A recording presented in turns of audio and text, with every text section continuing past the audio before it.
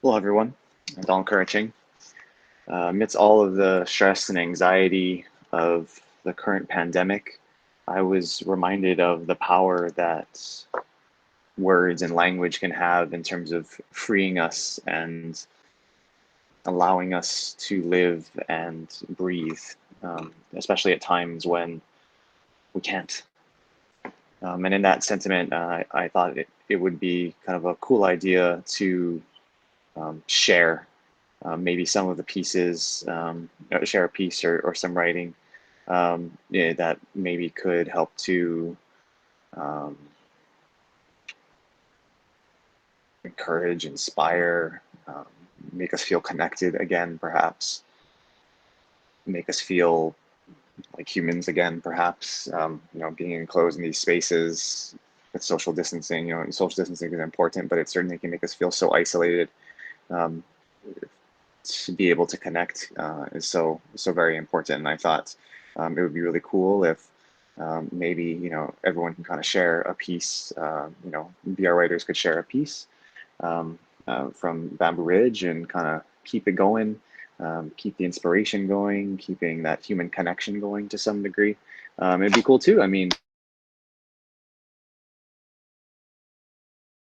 as well as for maybe parents who have kids at home, if they want to share these pieces as well with them, that would be also kind of cool, sort of inspiring the sense of community that I think has been so critical to Bamboo Ridge and to Bamboo Ridge's long history, fostering a sense of community, helping to give a platform and a space for voices. And so I thought in that sentiment, I would share one of my pieces. Um, I'm going to be sharing Traditions, which I wrote many years ago. Um, I think about 10 years ago now. I think this is published in Bamboo Ridge issue 100 from their 100th issue. Big issue for them. No longer in print. It was a popular issue. So actually published in 2012. So not quite 10 years, right? About 8 years there. Um, but I like this piece, one, because it's a little bit more of, a lot of my writing focuses on darker themes, darker subject matter. And I like this piece because it really, I wrote it at a time when I wasn't necessarily getting to know my father-in-law and my wife's family, but um, I was starting to really appreciate a lot of the stories and knowledge that was coming through my time spent with them. And that's what really inspired this particular piece. And I'm also choosing to read it too because, again, it kind of has that human connection, discusses that to some degree. And because I think that, it's one of the pieces that I only read it once maybe. And it's a favorite of mine because of all those things I just kind of talked about. Okay, so this one's called Traditions.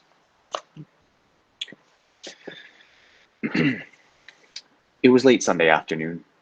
Danielle and I had just arrived at her parents' townhouse, still smelling of dust from the swap meet. We had collected a few yellowed paperbacks and 3 packs of silly bands. Her mother was on the computer trying to repair the router, refreshing Facebook to see if her efforts were bearing any fruit. Her father, Ilani, was in the kitchen, waiting. He had already done most of the work, waking up at 5 in the morning to harvest the tea leaf that was now drying in the dish rack. Sorry, the luau leaves stay kinda small. Have to go time so by 'em. Wong stay closed Sundays, said, pointing to the taro leaves piled in a section of the disassembled pressure cooker. I didn't know time sold luau leaf, Danielle remarked. The produce section, wrapped up in plastic bags, I replied, thinking about when I worked at the grocery store. How much? Ilani had already begun wrapping the lau lau, 4 medium-sized bundles sitting on the side, waiting to be cooked. Like $2.39 a bag, but the leaf kinda small, huh? Wong stay $15 for like triple this. I try to watch him, but he moves quickly from tray to tray, instinctively measuring in his head how much of everything he needs. Where do you start? I asked. He finishes another, then joins me near the oven. First, grab one big leaf, like the biggest you can find. He turns a few over, finally pulling a monster from the bottom. Then, he says, take some of the smaller leaves, put them in the center. I find a leaf and follow his lead. Grab a little of this. Ha ha, he reaches into another bowl, picking from the stems that he had separated earlier, and then, come, take some pork, some beef, couple cubes fat. He plucks large chunks of each and puts it in the center of his luau leaves. Thought there was only pork inside. Cheap, just pork. Beef too expensive, but my father won Ching, not Chang la that. He likes some beef, and the fat helped the leaf stay moist. He carries the bundle to the cutting board. How come you don't put a piece of fish? Danielle asks. He smiles. Because of you, referencing her distaste for seafood. I watch him take one of the tea leaves off the rack and lay it down. Usually you gotta start early, huh? Go outside, get the tea leaf ready. Clean off the dirt, make sure you have enough. How do you pick them? You usually want to get the ones near the center. The green ones, they're more pliable, stronger. He holds the bundle and wraps the leaf around, gripping it near the top. He takes another leaf and lays it the other way. See, you gotta hold them tight, he says. Then you wrap it like this and get the other side, cover them all. The bundle is completely concealed, the stems of the two tea leaves sprouting from his tightened grip. Then you gotta bite them.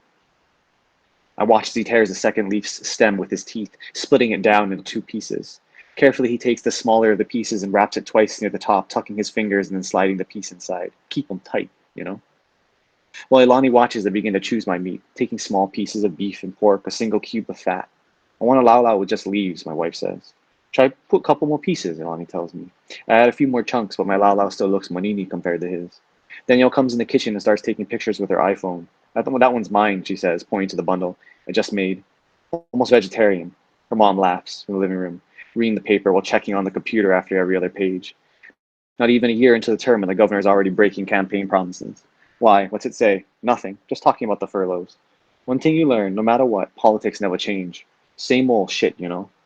I watch as he finishes another bundle while I struggle to tie mine. He sees me and repeats the steps, watching over my hands. My father was so fast, could do like 10 to my 1. Jesus, I said, finally putting my lau lau in the tray with the others. So how are we going to cook this? I got to get the gas from Kurt's house in Kahalu. Could cook them on the stove, but the thing eventually burns, huh? How would you normally cook it? Before, you put them in the emu with the pig. Take like one whole day for cook them. Nowadays, not like that. No get time. This way, take only like 3 hours. After making a few more, I go to sit with Danielle in the living room. Ilani is still in the kitchen, humming melodies of Hawaiian songs neither of us knows.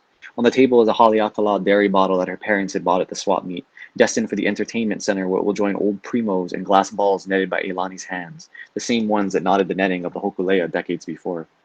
It'll be hours till the lala was finished steaming, before we sit with our hapa rice and taro brand lomi salmon. I will peel back the layers for the first time for so many years, afraid of dark leaves, the color so much like the lush veins running down the ko'olau. Sprinkle the Hawaiian salt over the meat, like Ilani had been taught by his father, and taste the ocean washing over my tongue. We will talk story like we always do, like has always been done, and years from now, I'll awake when the sun rises and gather tea leaf, pairing with my hands a story so old.